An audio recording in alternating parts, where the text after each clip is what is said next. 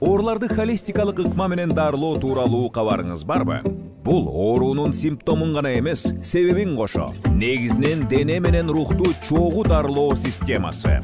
Сенна Мед медициналык борбору бул ыкма менен бир топ жылдан бери көптөгөн адамдардын дарттарынан айыгуусуна себеп болуп келүүдө. Клиникада УЗИ, дартты аныктоочу аппарат, гинеколог, педиатр, невролог сыяктуу адистер бар. Андыктан эч тартынбай, биздин Сенна Мед медициналык борборуна кайрылып, шипа табыңыздар.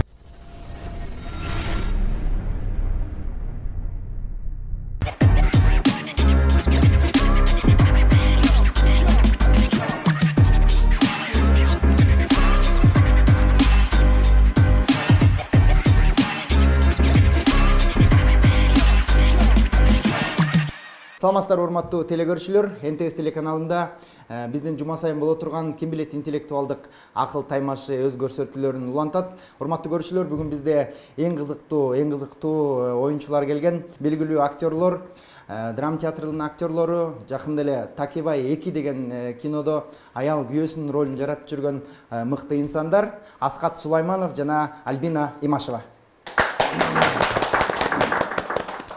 Саламатсыздар, кандайсыздар? Жакшысыздарбы? Жакшы элесиздерби? Биздин передачаны же болбосо таймашты баштаардын алдында бардык ушу биздин ушу оюнга катышып жүргөн катышуучуларга бериле турган мындай сурообуз бар. Биздин таймаш мектеп темасында болот, мектеп программасын алкаганда болот. Ким мектепти качан бүткөн? Ким мектепте кандай окуган? Аскат байке, сизден баштайбыз. 1995 жылы Балыкчы шаарындагы номер 4 гимназияны бүтүргөм, Ленин атында. Өтө жакшы эмес, өтө жаман эмес, удовлетворительный бүтүргөм. Удовлетворительный. Мектепте кайсы сабакты жакшы окучу элеңиз? Же болбосо мындай өзүңүз мындай сүйүп окуган, мен ушул эженин сабагы же ушул агайын сабагы? Мен негизи хим биологияны жакшы окугам. Бирок актер болом деп ойлогон эмесмин. Эми кыргыз тили адабиятын деле жакшы окугам. Эми өтө жакшы эмес. Жана черчение, геометрия, математика деген вообще агай эжелер жаман көрчүм. Бирок 11 классты толук бүтүрүп? Толук бүтүрүп, гимназияны бүтүргөм. Гимназияны бүтүргөнсүз. Жакшы эле, эми бир 2-3 бар аттестатта. Калган бар эле 4-5. 4-5. Жакшы. Мен болсо 2000-жылы окууну бүткөм. Тоң районунда Каракоо айылында Карл Маркс атындагы мектепти бүткөм. Эң мыкты деп бүткөм. Эми азыр сен суроо берсең жооп берем же. Айткандан да койгон. Ошон үчүн удовлетворительный деген. Мыкты деп эле бүткөм. Кызыл аттестат менен Кызыл аттестат алган эмесмин, бирок жөнөкөй аттестат алгам, бирок бир да 4-үм жок аттестатта. Эми алтын медалга көрсөткөн, анда билесиңби, алтын медаль берчү эле го, бирок ошол кезде бизде аябай мындай кризисный убакытта бүткөнбүз да. 21-жылымга ооп бараткан, 20-жылымдын аягы болуп мындай ыргылжың убакыт болчу да. Ошол баткенде согуш болуп. Ыргылжың убакытта ачарчылыктын мындай бүтүп бараткан жылдары болчу да. Ошондуктан ага да жетпей калдым, бирок аттестатым жалаң 5 болчу. Жалаң 5ке окугансыз? 5ке окугам, 4-төрүмдө эле неме окуп жүргөндө кээ бир эжелер менен же агайлар менен мындай кайма-айтыша кетип 4 алып калган күндөр болуп калган. Сиз кайсы сабакты жакшы окучу элеңиз? Негизи алгебра, физиканы жакшы окучумун. Мындай жактырчумун да, алгебраны аябай жактырып, өзүм жакшы окучумун. Эсептерди жакшы чыгарчусуз? Жакшы эле чыгарчумун, азыр билбейм. Азыр билбейм, койбойм. Жакшы, анда эң сон. Анда биз оюнду баштай берели. Биринчи сабактын эрежеси. Биринчи сабакта окуучуларга 15 суроо берилет.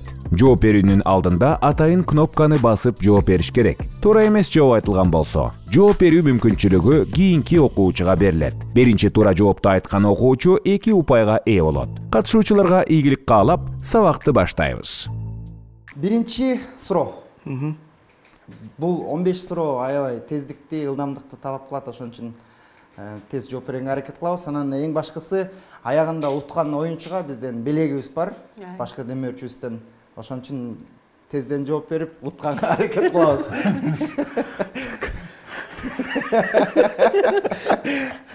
Биринчи суроо ушундай экен. Эмне оорураак, 5 тоннабы же 50 центнерби? Барабар. Экөө? Барабар. Барабар. Бирдей, экөө Бирдей. бирдей. Эскертип кетейин, ар бир туура жоопко 2ден упай берилет. Ошондо бизде биринчи упайды Альбина айым алып кетти. Ооба. Бул башталып эле деп кой. Экинчи суроо. Кимге, эмнеге суроолору кайсыл жөндөмөгө жооп берет? Кимге эмнеге? Кимге, эмнеге? Зататоч? Жок, зататоч эмес экен. Сиз жооп берсеңиз болот. Кимге, эмнеге? Эмнеге? Этиш. Кимге эмнеге? Кимге, эмнеге? Барыш жөндөмөсүнө жооп берет экен. Бул упай менде калды. Кийинки суроо. Үчүнчү суроо ушундай экен. СССРге кол салыш үчүн Адольф Гитлер ойлоп тапкан план кантип аталат? Агай. Агай. Башкы тамгасы Б. Барбарос. Барбарос. Мен айтайын деп ана чөтө туура эмес болуп калабы дедим. Аскат мырзага да 2 упай бердик. Кийинки суроо ушундай дейт экен. Жылаандарды кармаган жай кантип аталат? Агай. Агай. Башкы тамгасы Т экен. Жок, мен негизи уккан. Жылаандарды кармаган жай террариум деп аталат экен. Уккан. Кийинки суроо, 5-чи суроо. 5 жерде 5. 25. 5 жерде 5, 25. Альбина Бак деймилдейт экен. Кийинки суроо дагы аябай тездик талап кылат. Франция өлкөсүнүн борбору. Париж. Париж.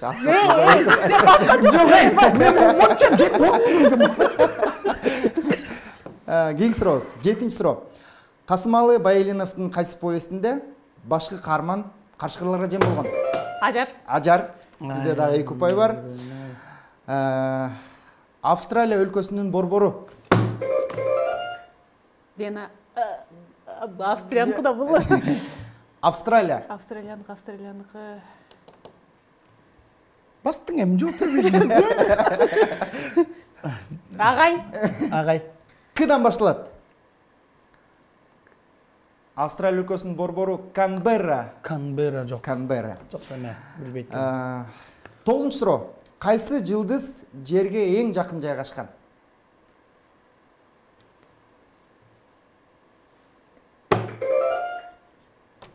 Жетиген. Жок, жетиген эмес. Чолпон. Чолпон дагы эмес. Саманчынын жолу. Саманчынын жолу дагы эмес экен. Мен багыт айтам, таң атат. Биз аны көрөбүз. Күн. Күн. Таң атат көрөбүз деп атпай, күндү көрөбүз. Жылдыз экенин билсек. Сизде дагы 2 упай бар. 10-чу суроо. Космоско биринчи учкан иттердин аты? Белка стрелка. Белка стрелка. Аскат мырзада дагы 2 упай бар. Кийинки суроо, биринчи мугалим Дүйшөн. жок.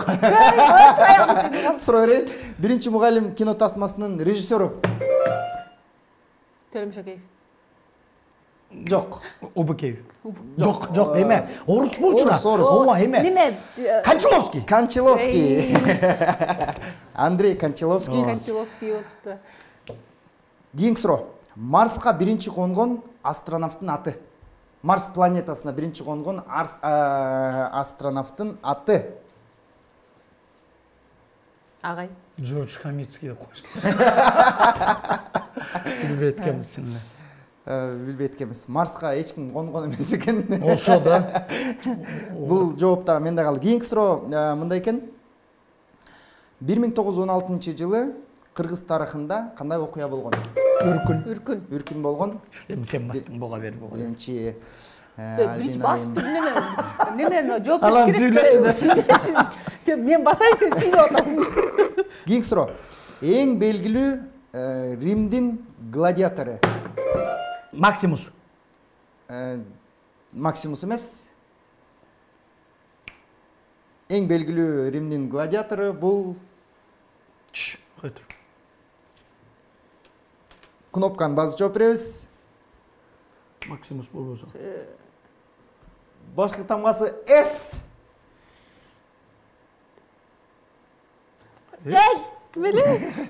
Карчы тил. Катыр. Турат азыр. Да деп кыйкырат го. С?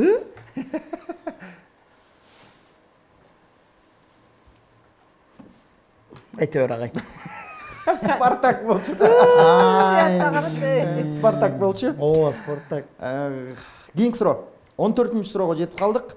Чыңгыз Айтматовдун кайсы чыгармасына биринчи кино тартылган? Кайсы Чыңгыз Айтматовдун биринчи киносу десек да болот. Кайсы чыгармасына?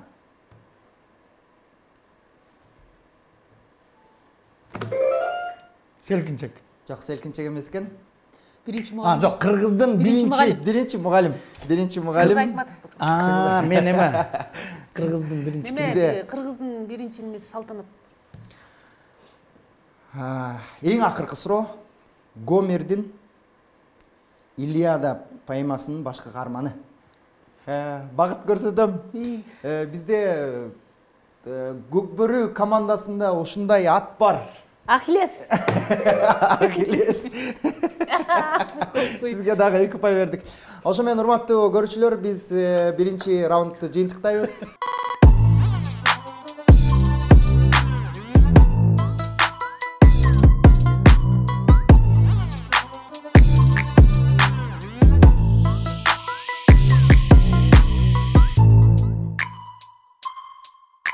Жалпы биздин көрүүчүлөрүбүзгө Ноорус соода маркасы тарабынан дайындалган Ноорус жана Ак Нур макарон азыктарын сунуштайбыз. Дал ушул макарондорду тандоого сиздерге бир нече себептерди атап өтөбүз. Биринчиси, табигый таза азыктардан дайындалат жана бардык керектүүлчү азыктар өздөрүнөн чыгарылат. Экинчиси, дүйнөлүк стандартка жооп берген техниканын жардамы менен жасалат. Эң башкысы, сиздерди баасы менен абдан эле таң калтырат. Ноорус соода маркасы, накта сапат.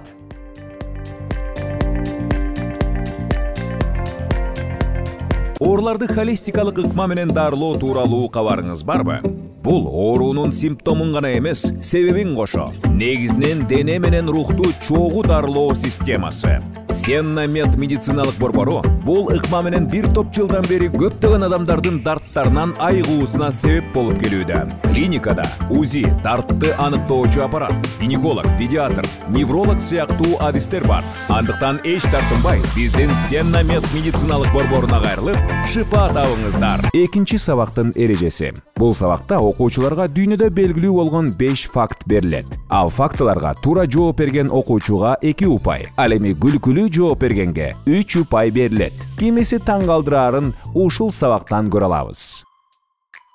Мен суроолорду баштай берейин, Биринчи суроосунда экен. Скорпиондун денесине бир нерсе таасир эткенде, ал эс үчүн жоготуп, өзүн өзү чагып өлтүрөт. Ал эмне болушу мүмкүн? Скорпиондун, эркек скорпиондун аялы өлүп калса өзүн өзүн чагып. Бургач. Сиздердин жоопко биздин студияда отурган көрүүчүлөр күлгөн учурда 3 пай берилет. Ошон үчүн колдон келишинче күлкүлүү кылып жооп берүүгө аракет кылабыз. Буларым күлбөйт.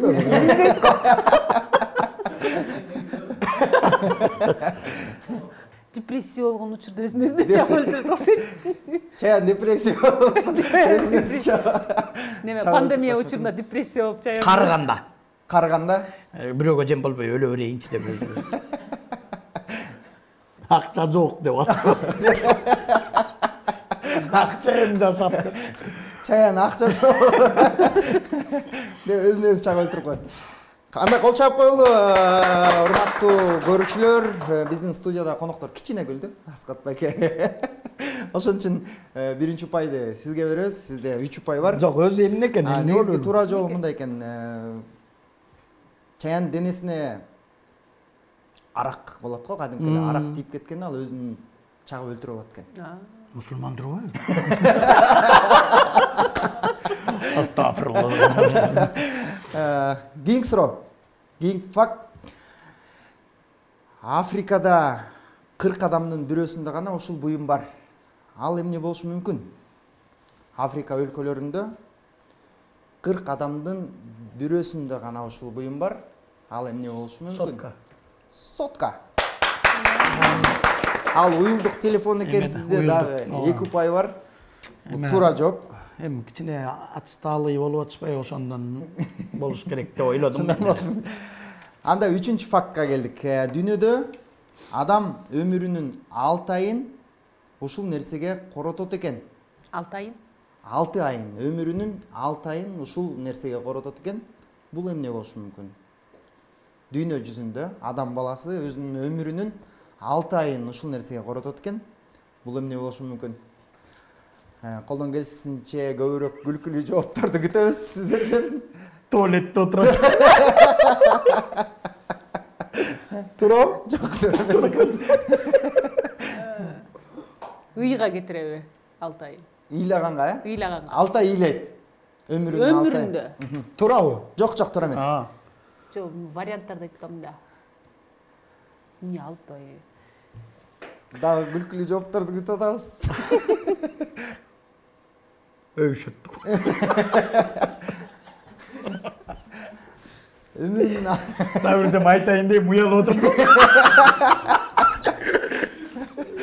өмүрүнүн 6 айын өчкөнгө коротушу мүмкүн, Конечно.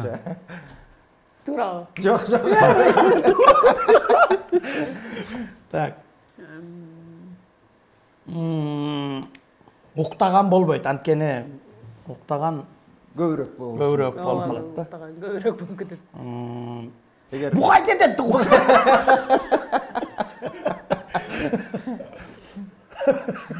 Таппады. Агай. анда Аскат байкебизге, Аскат мырзага дагы бир кол чаап коелу. Биз дагы бирок мындай подачаңыз мындай бугай деде. Подачаңыз жакшы болот, ошон үчүн дагы 3 пай беребиз. А негизи туура жооп мындай экен. Дүйнөдө адам өмүрүнүн 6 айын ушул нерсеге коротот. Бул эмне? Бул пешеходдо светофордун жашыл күйүшүн күтүп турганга 6 ай коротот. Өмүрүнүн 6 айын. Анда биз 4-чү фактка келдик. Эгер адам уктап жатканда бир мүчөсүн кармаса, ал бардык нерсени ачык айтып берет экен. Ал кайсы мүчөсү болушу мүмкүн? Кулагым. Кулагын. Кулак эмес. Адам уктап атканда бир мүчөсүн кармаса, Мурдун. Бүт бардык нерсени ачык айтып берет экен. Уктап Же болбосо бардык нерсени айтып берет экен. Же болбосо ошол жерин кармап алып туруп, суроолорду берсе жооп берет экен. Мурдун? Жок, мурдун эмес. Колумбу? Колум кармалыппы? Жакындады. Бирок күлкүлүү жоопторду күтүп атабыз. Эмнесиң болмосо? Эркек аял экөөнүкү бирдей. Бирдей. Анда айтпайм жогонду. Манжаларын кармасабы? Манжаларын кармаса, негизги туура жообу чыпалак экен. Чыпаларын кармаса. Бирок Альбин айым Манжа. 2 упай беребиз. Экелүү упай болуп 2 упай беребиз. Негизи чыпаларын кармаганда бардык сураган жоопторго жооп айтат экен. Акыркы факт же болбосо акыркы суроо. Келемиштер дайыма маанай жакшы жүрүшөт. Себеби эмнеде? Акча табам, бир жака барам деген проблемасы жок. Бул жерден тамак ичип жүрө берет. Келемиш деген эме да, чычкан да. Чычкан. Чоңу да. Чычкан чоң. Келемиш деп кичинекейин деле айтат го. Жок, крысаларды айтат да. Крыса деп коелу. Урдадык, кармалбай калдык деп. Постоянно урудалар. Булар мындай эмоция билбейт болушу, эмоция жок болуш керек буларда. Эмоция жок. Ошон үчүн постоянно буларда неме жок да, мындай ойлонуу жок да? Ойлон жок. Дагы. Кайгыруу жок. Кайгы жок. Кайгы жок. Кайнене кайнатасы жок. Кайын журту жок. Кайын журту вообще жок. Аскат байке дагы 3 упай беребиз. Келемиштердин кайнене кайнатасы жок ошон үчүн. Булаттай жүрүшөт да. Негизги туура жооп мындай экен. Келемиштер дайыма жакшы маанайда жүргөн себеби алар күлгөндү билишет экен. Ошон үчүн жакшы маанайда жүрүшөт экен. Эмоция деген туура элек.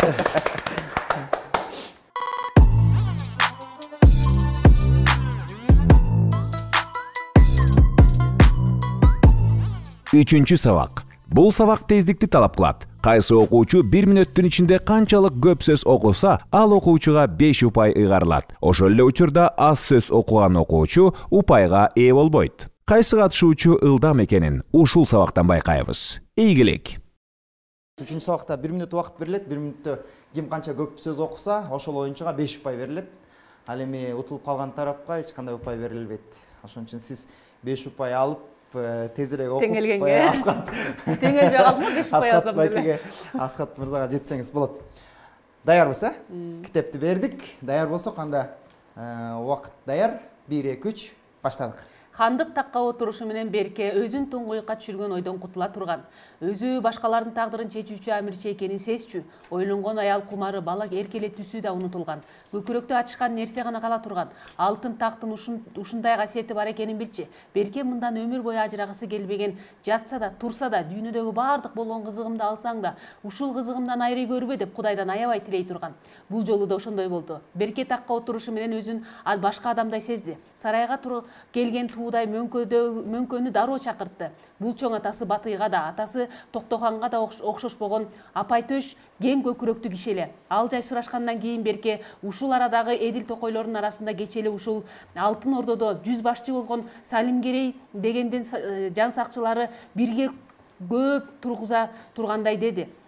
Силердин мага алып келген Кундуз деген кыз да ошолор менен жүрсө керек. Салимгерейди да, Кундузду да билем го, деди. Туудай мөңкө адатынча лапылдай сүйлөп. Баягыда Кызыл Ташта согушуп, Салимгерейдин ошол Кундузду.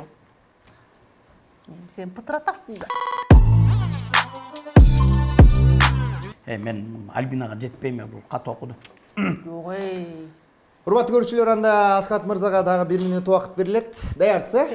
Даяр болсок, анда 1 2 3 баштады. Хандык тактыга отурушу менен Берке өзүнүн туңгуйукка түшүргөн ойдон кутула турган, өзүнүн башкалардын тагдырын чечүүчү амирчи экенин сезчү. Ойлогон аял кумары бала эркелетүүсү да унутулган. Көкүрөктө ачышкан нерсе гана кала турган. Алтын такты ушундай касиеттүү бар экенин билчү. Берке мындай өмүр бою ажырагыс келбеген. Жатса да, турса да, дүйнө бардык болгон кызыгымды алсаң да, ушул кызыгымды айрый көрбө деп Кудайдан аябай тилейин турган. Бул жолу да ошондой болду. Берке такка отурушу менен өзү башка адамдай сарайга келген Туудай мөңкөнү дароо чакыртты. Бул чоң атасы Батыйга да, атасы Токтоханга да окшогон апайтөш кең көкүрөктүү киши эле. Ал жайы сурашкандан кийин Берке ошол арадагы шыгаранда ой калды. Урматтуу көрүүчүлөр, 3-чү раундтун жыйынтыгы менен 1 мүнөттө ким канча сөз окуйт деген суроого келсек, 1 мүнөттө Альбина айым 156 сөз окуйт экен. Ал эми 1 мүнөттө болсо Асхат мырза 97 сөз окуйт экен. Ошо менен 3-чү раундту биз Альбина айымга бердик. Дагы жолу куттуктайбыз.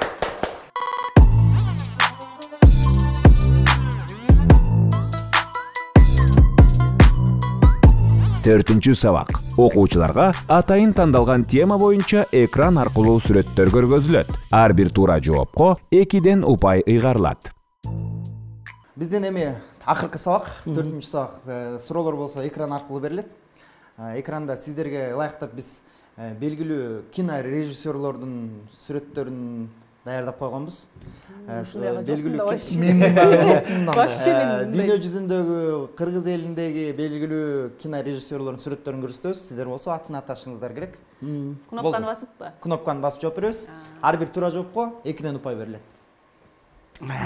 Кокуё, дүйнөбүз кыргыздыкында канча билбейбиз анан.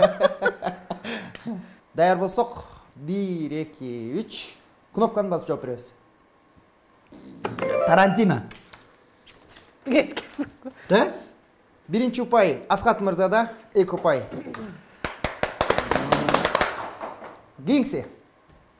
Каяктан? Билбейбиз. Билбейбиз. Жок. Гай Ричи болчу бул. Гай Ричи ушубу? Гай Ричи деп атын ұққан бирок кебетесин көргөн эмес. Гай Ричи ушу экен. Кийинкиси. Гайдай. Гайдай. Альбинайымда 2 упай бар. Кийинкиси. Эме. Аташ. Эме мен басам, жок, мен басам, жок. Мен 10 секунд дегенде жок, 10 секунд деген. Кнопканы баскан. Рустам Аташ. Кнопканы баскан оюнчуга. Бул дүйнө жүзүнүн кирпеттүү эле бул. Жа мен айтпадымбы? Дүйнө жүзүнө, кыргыз элине Дүйнө жүзүнө кирип кетти деп. Кийинкиси.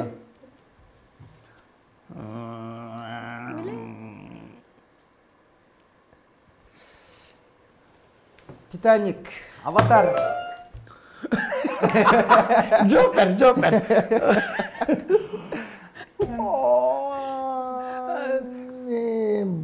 Баш менен эме. К. Кэмерон. Джеймс Кэмерон. Джеймс Кэмерон. Альбинайымга дагы 2 упай бердик. Анда кийинкиси. Бакыт Осмонканов. Мен тааныбайм. Сен тааныбайсың. Бакыт Осмонканов. Андан кийинкиси. Михалков. Никита Михалков. Мен биринчи баскам негизи. Дагы 2 упай бердик. Анда биз 8-чи суроого келип калдык. Билбейм. Тааныбайм да. Көргөн да эмес. Такси 13-й Француз экен да, кыскасы. Тома Перо, Тома Херан. Билбейм, чын билбейбиз. Люк Бессон. Люк Бессон ошол. Анда акыркы 2 суроо калды. Бул суроолор оңой суроолор, тездикти таап кылат, кнопканы басканга терезерек басканга аракет кылабыз. Кийинкиси.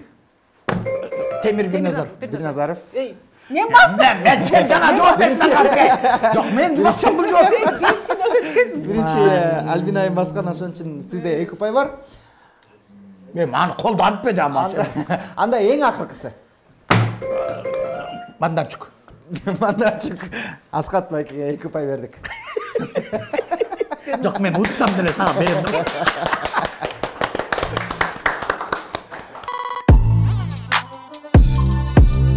Ошо менен бүгүнкү биздин таймаш соңуна келип жетти. Келип бергениңиздерге чоң рахмат. Ушундай убактыңыздарды бөлүп бизге катышып бергениңиздерге. Анан бизди ушу биздин долбоор боюнча суроо. Эмне жакты, эмнеси жаккан жок. Оюңар кандай экен долбоорубуз? Алдыга уланта берсек болобу же ушу менен токтотуп коелубу? Жок, эме жакшы экен. Могу башындагы жана 15 суроочу. Ошол кичине азыраак экен. Көбүрөөк ошону бир 20-25, 30 болбосо дагы анткеничи бул өзү көрүп аткан кишиге дагы билип алат. Анткени көрдүңбү, биз дагы билбеген нерсебизди агай деп сурап сизден билип алдык. Ошол сыяктуу көрүп аткан кишиге дагы бул өтө жардам. Жанагы жөн эле ха-ха-хи болгончо момдай ха-ха-хи жакшы да. Менин оюмча анан дагы жашай берсин, чакырып тургула келип турабыз. Эмкиде китеп окуп келем. Ачкын тагынып. Абдан жакшы, анткени баягы биз мектеп бүткөнүбүзгө канча жыл болуп калды. Ошо мектепте окуган программаларды кайра башынан эстөө бул өзүнчө бир эйфория болот экен. Ошондуктан мындай программаңардын өмүрү узун болсун. Биз кайра ошо мектепке кайта бергенибиз бул да жакшы, өзүбүздүн балалыгыбызды эстейбиз. Чоң рахмат. Келип бергениңиздер үчүн дагы бир жолу ыраазычылык билдиребиз. Буюрса эмки чыгарылышка Аскат мырза очкисин кийип даярданып келмей болду. Буюрса. Акыркысын кол жугуштырып салбайлы. Альбина күчтүү да аябайчы. Бут сындырып. Урматтуу көрүүчүлөр, анда биз ошо менен бүгүнкү таймаштын жыйынтыгын чыгарабыз. Жыйынтык боюнча келсек, Альбина айымда 27 упай бар. Ал эми Аскат мырзада болсо бүгүнкү оюндун жыйынтыгы менен 29 упай бар. Ошентип бүгүнкү оюнду Аскат мырза утуп кетти. Сизди куттуктайбыз.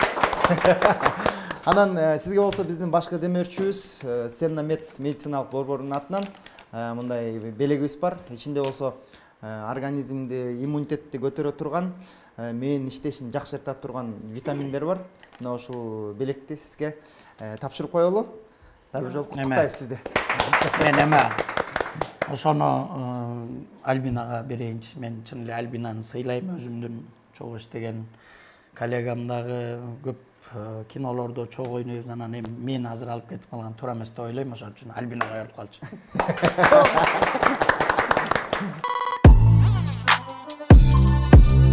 Урматтуу көрүүчүлөр, ошо менен бүгүнкү биздин таймаш соңуна келип жетти. Эмки чыгарылыштан көрүшкөнчө аман эсен болуңуздар. Бул Ким билет интеллектуалдык акыл таймашы. Сиздер менен мен Урмат Карачев болдум. Эгерде сиздер дагы кайсы жылдыздарды, элибизге белгилүү инсандарды көргүңүздөр келип атса, алдына комментарий кылып калтырып коюңуздар. Көрүшкөнчө.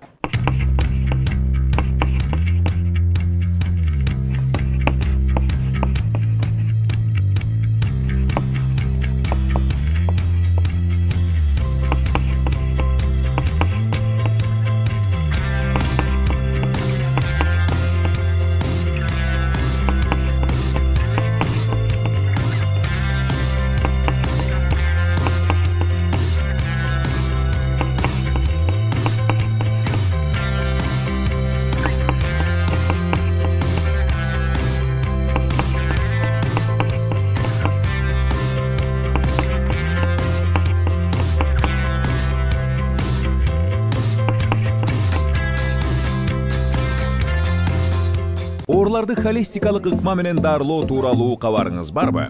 Бул оорунун симптомун гана эмес, себебин кошо негизинен дене менен рухту чогуу дарылоо системасы. Сенна Мед медициналык борбору бул ыкма менен бир топ жылдан бери көптөгөн адамдардын дарттарынан айыгуусуна себеп болуп келүүдө. Клиникада УЗИ, дартты аныктоочу аппарат, гинеколог, педиатр, невролог сыяктуу адистер бар. Андыктан эч тартынбай, биздин Сенна Мед медициналык борборуна кайрылып, шыпа табыңыздар.